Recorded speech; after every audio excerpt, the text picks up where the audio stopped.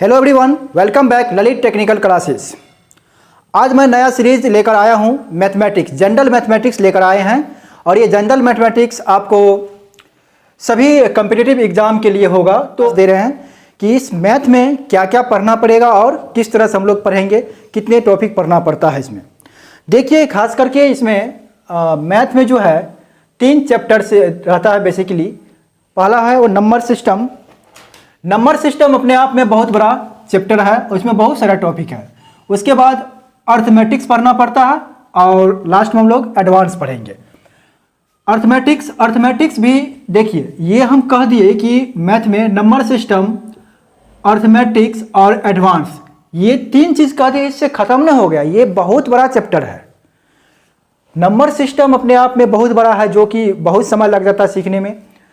Arithmetics भी उसी तरह से बहुत बड़ा चैप्टर है। और एडवांस में खास करके ज्योमेट्री का बहुत एरिया है। और ज्योमेट्री हो गया, एलजेब्रा हो गया और ट्रिग्नोमेट्री हो गया। ये सारे चैप्टर बहुत ज़्यादा मात्रा में इसमें।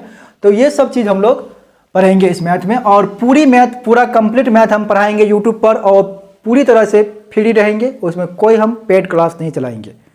तो अगर आप लोग इस मैथ क्लास को ज्वाइन करना चाहते हैं तो मेरे इस चैनल को सब्सक्राइब कर लीजिए, जिससे आपको जब भी मैं वीडियो अपलोड करेंगे मैथ का तो आपके पास पहले पहुंच जाएगा। चलिए देखते हैं इसको किस तरह से पढ़ना है। तो सबसे पहले हम लोग नंबर सिस्टम के बारे में चर्चा करेंगे। नंबर सिस्टम क्या होता है? सिस्टम में हम नंबर के टाइप्स पढ़ते हैं, कौन सा नंबर क्या होता है। तो ये तो हम सिर्फ इंट्रोडक्शन आज दे रहे हैं कि ये मैथ का क्लास कैसे करेंगे और क्या क्या पढ़ना है। चलिए थोड़ा बहुत हम लोग बात कर लेते हैं कि नंबर सिस्टम से। देखिए, आप जानते हैं कि 1 2 3 4, ये जो 1 2 3 4 5 इस तरह से जो नंबर है, इसको क्या कहते हैं, ये कौन सा नंबर है? तो आप इसको नेचुरल नंबर कहते हैं। नेचुरल नंबर कहते हैं, यानी प्राकृत संख्या कहते हैं। आप जानते हैं प्राकृत संख्या कहते हैं इसे। देखिए, ये गिनती की संख्या को प्राकृत संख्या कहते हैं। तो सभी लोग गिनती जो करते हैं वो 1 2 3 से ही करते हैं।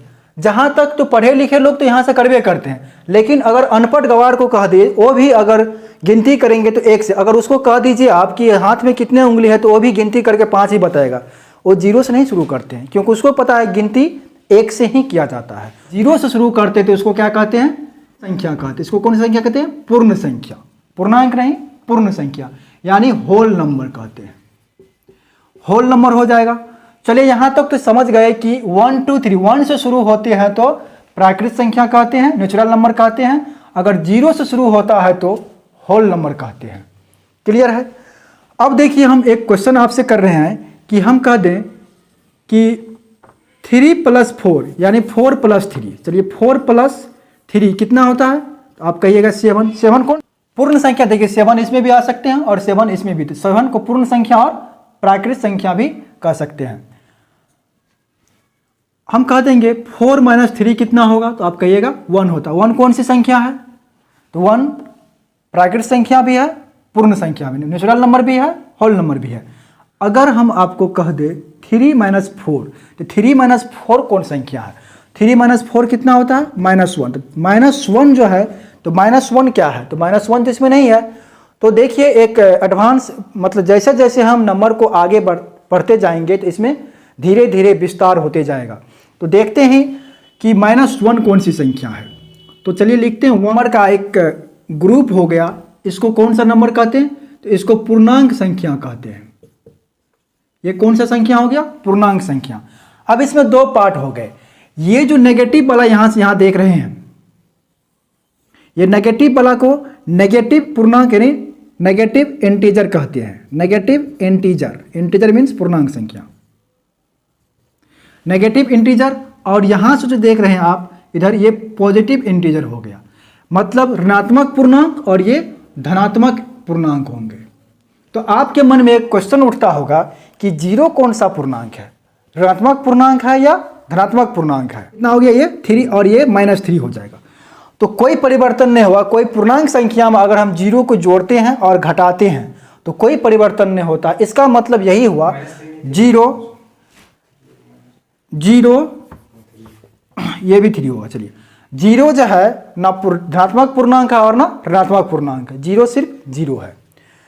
तो यहां तक हम लोग देख लिए। अब देखिए एक चीज, क्वेश्चन कैसे पूछा जाता है एग्जाम में। आपको दे देगा क्वेश्चन कि ये जो है इसमें मान लीजिए नेचुरल नंबर है, प्राकृतिक संख्या है, इसके बाहर सर्कल बना दिए, ये होल नंबर, और एक और सर्कल बनाते हैं, इसमें इंटीजर दे देते हैं, इंटीजर। अब इसमें आपसे पूछा जाएगा कि सभी प्राकृतिक संख्या पूर्णांक संख्या है, तो क्या कहिएगा आप? सभी प्राकृतिक संख्या पूर्णांक संख्या है, तो आप देखिए यहां पर कि ये पूरा पूर्णांक संख्या है, इसके अंदर ये प्राकृतिक संख्या है, तो सभी प्राकृतिक संख्या क्या पूर्णांक संख्या तो है? तो बिल्कुल सही होगा, सभी प्राकृतिक संख्या पूर्णांक संख्या है। सभी होल नंबर, सभी जो होल नंबर होगा, ऑल होल नंबर क्या इंटीजर होगा? तो देखिए यहां से 0 मिला तो होल नंबर होता है, तो सभी पूर्ण संख्या भी पूर्णांक संख्या है। और सभी प्राकृतिक संख्या पूर्ण संख्या है, तो हाँ है, क्योंकि यहां से यहां होल नंबर है, तो ये पूर्णांक प्राकृतिक संख्या हो जाएगा इसमें। अब इसका उल्टा अगर देखेंगे इधर से, सभी पूर्णांक संख्या प्राकृतिक संख्या है, तो सभी पूर्णांक संख्या कभी पूर्णांक प्राकृतिक संख्या नहीं होगा, क्योंकि ये तो इतना ही है, ये पूरा एरिया इसका है, यहाँ से यहाँ नेगेटिव पॉजिटिव मिलाकर होता है पूर्णांक संख्या, और प्राकृतिक संख्या तो सिर्फ गिनती की संख्या 1 2 3 4 5 6 ऐसे ही होता है।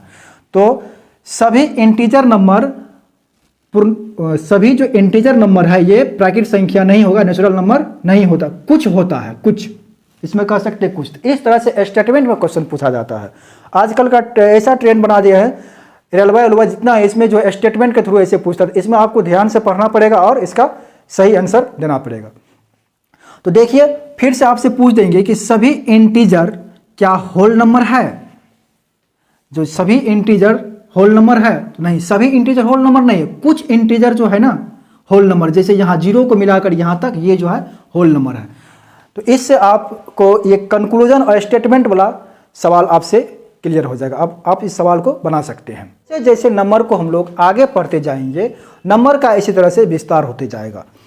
अब थोड़ा और आगे चलते हैं और देखते हैं कि अगर हम आपसे कह दें कि ये 15/3 15/3 कितना होगा, तो आप आसान भाषा में कह सकते हैं कि 15/3 जो है ये 5 हो जाएगा। सबको आता है, इसमें तो कोई बड़ी बात नहीं है। चलिए, ये 5 कौन सा नंबर है? हम ये जानना चाहते हैं कि जो 15 में 3 से भाग कर दिए तो 5 कौन सा नंबर है? तो 5 हम कह सकते हैं प्राकृतिक संख्या, नेचुरल नंबर भी है, होल नंबर भी है और इंटीजर नंबर भी है। क्लियर? अगर हम आपको कह दे -15/3 कितना हो जाएगा, तो -5 हो जाएगा। तो -5 कौन सा नंबर? -5 के बारे में हम नंबर जान गए, ये किस नंबर से बिलोंग करते हैं, तो इंटीजर यानी पूर्णांक संख्या से मिलता है। ठीक है। अगर आपसे हम कह दे कि 12/7 कितना होगा, तो 12/7 को अगर करने के लिए ये दशमलव में आ जाएगा, यानी ये इस पूर्णांक में नहीं है, ये ना पूर्णांक संख्या हो सकता है, ना प्राकृतिक संख्या हो सकते हैं, ना पूर्ण संख्या होगा। तो ये कौन सा नंबर होगा? फिर एक नया नंबर का इंक्लूडिंग हो गया। तो इस नंबर का नाम क्या देंगे? तो इस नंबर का नाम दिया गया, इसको कहते हैं रेशनल नंबर, यानी परिमेय संख्या। इसको क्या नाम दे रही है? Rational number. रेशनल नंबर कहने का मतलब हुआ परिमेय संख्या। तो परिमेय संख्या के बारे में आप जानते हैं, हम यही दिखा रहे हैं आपको कि किस तरह से नंबर का विस्तार हो रहा है, जो हमको नंबर की आवश्यकता पड़े नंबर सिस्टम में। तो देखिए रेशनल नंबर हो गया। रेशनल नंबर यानी जो p/q के रूप में लिखा जाए और q नॉट इक्वल टू 0 हो, उसे रेशनल नंबर कहते हैं। हम आगे चलकर जब आगे कंप्लीट शुरू करेंगे क्लास, तो उसमें इसका सारे आपको डेफिनेशन बता देंगे। अभी सिर्फ हम लोग जान रहे हैं कि नंबर का कैसे डेवलपमेंट हो रहा है। चलिए, ये तो समझ गए इसका क्या है, रेशनल नंबर हो गया। उसके बाद और आगे हम लोग चलते हैं। अगर हम आपसे कह दें कि ये 16 है और इसका स्क्वायर रूट करेंगे तो कितना होगा इसका वैल्यू?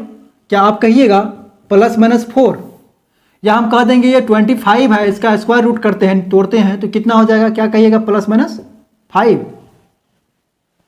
बिल्कुल गलत, ये +- नहीं होगा।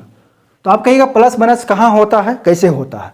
तो देखिए +- क्वाड्रेटिक इक्वेशन रहता उसमें होता। अगर आपके पास x² = 16 दिया है, जब इसको हम स्क्वायर रूट करते हैं तब ये जो होता है प्लस माइनस स्क्वायर रूट 16 यानी प्लस माइनस 4 होगा।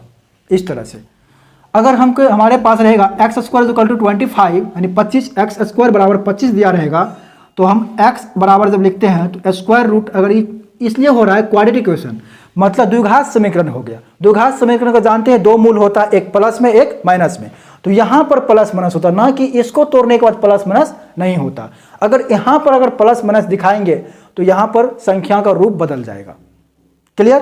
तो देखिए इसका वैल्यू कितना लिख सकते हैं, ये जो स्क्वायर रूट हो जाएगा 25 का, तो अगर सॉल्व करेंगे कितना होगा प्लस माइनस 5। हमने बताया अभी कि ये 16 का रूट निकालने के लिए कहेंगे स्क्वायर रूट, तो आप कहिएगा +4, यही सही होता है। अगर 25 का स्क्वायर रूट निकालने के लिए कहेंगे तो आप कह दीजिएगा कि इसका 5 हुआ।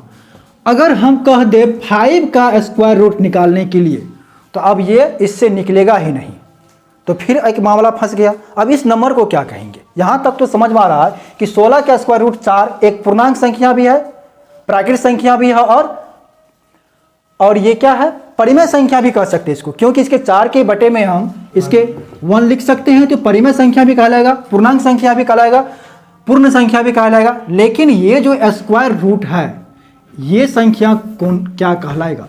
अब देखिए, अब इसके लिए मैं बताता हूं, जब किसी संख्या से रूट नहीं निकले तो उसको अपरिमेय संख्या कहते हैं, आइरेशनल नंबर कहते हैं। ठीक है, जैसे यहां देखिए, जो एक भिन्न के रूप में हो, p/q के रूप में हो और q नॉट इक्वल टू 0 हो, तो उसको कहते हैं परिमेय संख्या। उसी तरह से अगर रूट के बाहर नहीं निकले संख्या तो उसको कहते हैं अपरिमेय संख्या। तब एक नंबर और इंक्लूड हो गया यहां पर, इसको हम क्या कहेंगे? अपरिमेय संख्या। अपरिमेय संख्या यानी आइरेशनल नंबर।